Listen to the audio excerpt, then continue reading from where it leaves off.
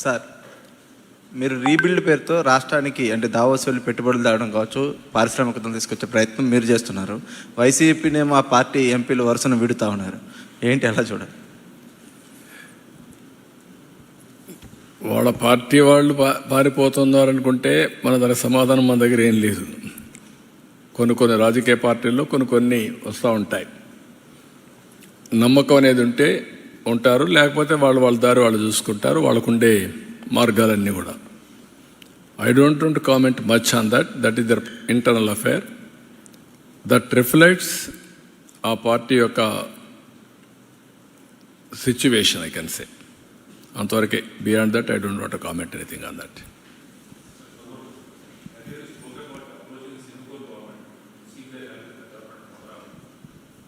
అంటే ఇప్పుడు మీకు ఏమైందంటే బ్రదర్, రెండు ఆస్పెక్ట్స్ ఉన్నాయి ఇక్కడ. అందుకే పదే నేను చెప్తున్నాను. మళ్ళీ నేను చెప్తా ఉంటే ఏమవుతుందంటే ఏదో నేను కామెంట్ చేసినప్పుడు కొంతమంది అనుకోవచ్చు. Singapore government is one of the most respected government globally. am I right? ఇప్పటికి కూడా వాళ్ళకు ఒక క్రెడిబిలిటీ ఉంది, ఒక విశ్వసనీయత ఉంది, ఒక ఇంటిగ్రిటీ ఉండే గవర్నమెంట్ అది. వీళ్ళు ఏం చేశారు? ఫ్రీగా నేను అడగతానే ఒకప్పుడు హైదరాబాద్లో సింగపూర్ సిటీ కట్టాం. ఎవరు కామెంట్ చేయాల. ఎక్కడ కట్టాం? ఉప్పల్లో కట్టాం. అదే మరి హైటెక్ సిటీలో డెవలప్మెంట్ చేశారు. అక్కడుంటే లీ క్వాన్ యూ దగ్గర నుంచి మళ్ళీ మొన్నటరుకున్న లీ దగ్గర నుంచి ప్రైమ్ మినిస్టర్స్ అందరూ నేనంటే గౌరవంగా ఉంటారు. నేను పోయి అడగతానే మాస్టర్ ప్లాన్ తయారు చేయడానికి ఫ్రీగా చేసి ఇచ్చారు. వాళ్ళకు మాస్టర్ ప్లాన్ తయారు చేయడంలో అనుభవం ఉంది. అంటే వాళ్ళు తయారు చేయడం కాదు, వాళ్ళు డబ్బులు ఇచ్చి వాళ్ళ పబ్లిక్ సెక్టర్ కంపెనీ ద్వారా చేసి నాకు ఇచ్చారు.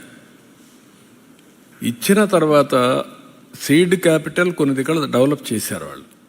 వాళ్ళ రమ్మని ఒక సీడ్ క్యాపిటల్ డెవలప్మెంట్ కోసం ఒక అవగాహనకు వచ్చాం. దానికి కూడా డబ్బులు కూడా మనకి ఎట్లా ఇవ్వాలనో ఆ ప్రో రేటా ప్రకారం మనం ల్యాండ్ ఇవ్వడం, డెవలప్ చేయడం, మనకు డబ్బులు పే చేయడం, అవన్నీ అగ్రిమెంట్ చేసుకున్నాం.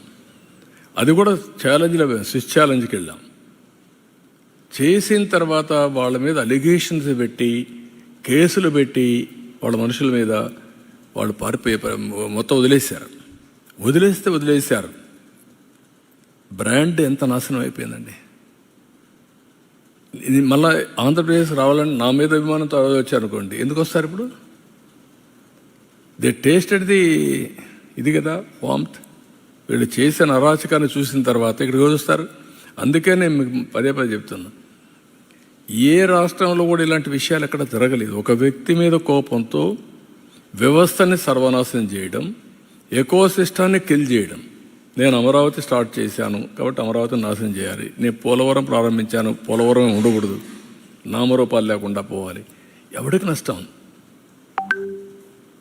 అలాంటి కంట్రీస్. దుబాయ్, నేను అర్లీగా ముఖ్యమంత్రిగా ఉన్నప్పుడు హైదరాబాద్లో నాకు క్రౌన్ ప్రిన్స్ ఇప్పుడు రూలర్ చాలా క్లోజ్గా ఉండేవాడు.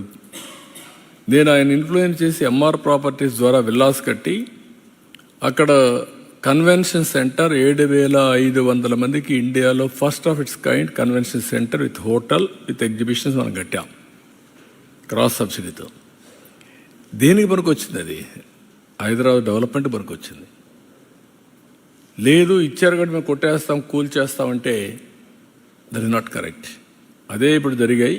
దానివల్లనే ఈ ఇబ్బందులు వస్తున్నాయి. ఆ బ్రాండ్ సర్వనాశనం చేయడమే కాకుండా ఆంధ్రప్రదేశ్ అంటే గ్లోబలీ అసహ్యం వచ్చే పరిస్థితికి వచ్చింది. We have to clear. మళ్ళీ చెప్తున్నాం, ఒకసారి తప్పు చేశారు మా వాళ్ళు, ఇంకెప్పుడు తప్పు చేయరు. కాబట్టి మీరు కూడా పాజిటివ్గా ఉండండి. Andhra is the best place. ఇవి ఇన్వెస్ట్ అంటున్నాం. ఇప్పుడిప్పుడు వస్తున్నారు. దీన్ని లాజికల్గా తీసుకెళ్తాం. మీరు కూడా ఆలోచించుకోవాల్సింది, ప్రజలు ఆలోచించుకోవాల్సింది, రాజకీయాల్లో ఉండడానికి అర్హత లేని వ్యక్తులు వస్తే ఇలాంటి డెస్ట్రక్షన్ జరుగుతుంది. అంతవరకు beyond that I don't want to comment అనేది.